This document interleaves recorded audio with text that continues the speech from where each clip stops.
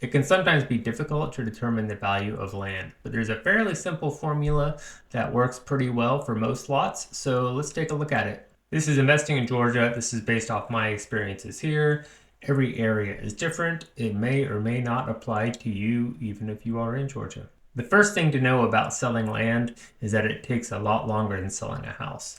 Selling a house will often be like 30 to 60 to 90 days on market, and land can frequently be over a year. So the first question you are going to need to answer is your lot buildable? The first thing you're going to have to do is get your zoning classification. This is your residential, commercial, agricultural, etc. For the sake of this video, I'm going to stick with residential properties, but know that for industrial and commercial, the valuation of these is going to be determined by the value they can create for the owner, and this is going to be calculated by the cap rate. Additionally, duplex and multifamily properties, while residential, are often valued using the cap rate formula. So you got your tax assessment and it says you're zoned R4. If you do not have a plat or a survey, you can go online to your local tax assessors and you can probably find it there. So online, you're going to be able to get a lot of information about your property. I'm going to take a look at what you can find real quick. So this is an example of some information you can find on your property online. This is in the city of Canton. This is for a property I was looking at recently. Parcel number, the owner, and this is the land size and lot. You got the zoning right here. And let's see, you can also find, so this, some things you might want to look for are ArcGIS to find more information on the property. See, because we got the dimensions right there. Some of them you can measure them. They'll have measuring things. I don't want to get all that out right now, but you can do the contours of the land. And this will vary based off your locality. If you have water, future land use, etc. So now that you know your zoning, let's look up your zoning requirements. So your zoning requirements, the minimum district standards or guidelines are going to look something like this.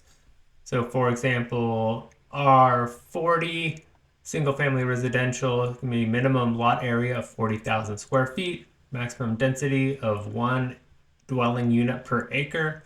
Got a minimum lot width of 100 feet, maximum lot coverage, minimum setbacks for front, side, etc. And another thing that's not on here is road frontage. That's going to be a significant thing that's going to limit you on some of your more suburban and rural properties, where some of the other ones are going to be the ones that are going to be the most likely to limit you on the more urban properties.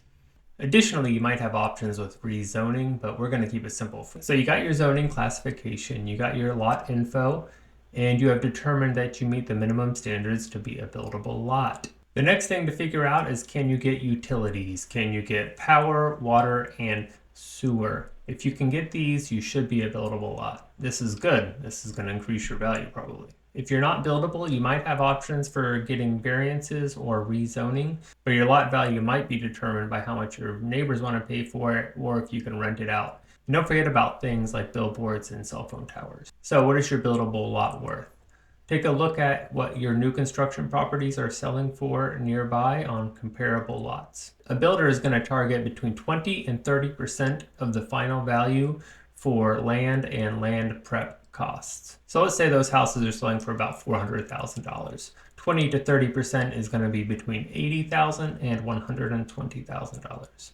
But remember, I said that's for land and land prep costs. So if you have a nice level lot with access to city water and sewer, it might just be a few $1,000s for ground prep, plus getting the water and sewer tap fees, which can be accessed by your locality. So you can figure out what those are. However, if you are on a hilly lot with a bunch of trees, a building that needs to be torn down, a creek running through it, and the soil requires an expensive septic tank, it's going to be significantly more to get this ready to build on. So I threw these numbers into Excel to illustrate this for you. So you got a $400,000 house in the area. So you're talking maybe 20% to 30%, which is 80 to 120,000. This would be for a lot that's easy to prep, obviously. So $2,000 for the sewer hookup, $3,000 for water, and land prep of about $3,000, which is going to put you in the range of $72,000 to $112,000. But now let's see if you had one of those difficult properties, let's say you can still get water pretty easily. You don't need to go to wells. That's going to be very dependent on that. But let's say you need $10,000 of land prep because you're on a big hill and you need to have like a $7,000 septic. You were down to 60 to 100,000. So that's how you can get the variables on that, how much they can change. Also, yeah, yet again, what the demand is for properties in that area and the specifics about your property and how quickly you want to sell it. So I hope this was helpful. If you learned something, please like, share, comment, or subscribe. If you have any questions, my contact information is below. This is Investing in Georgia. I am Alan. Thanks. So now that you know your zoning,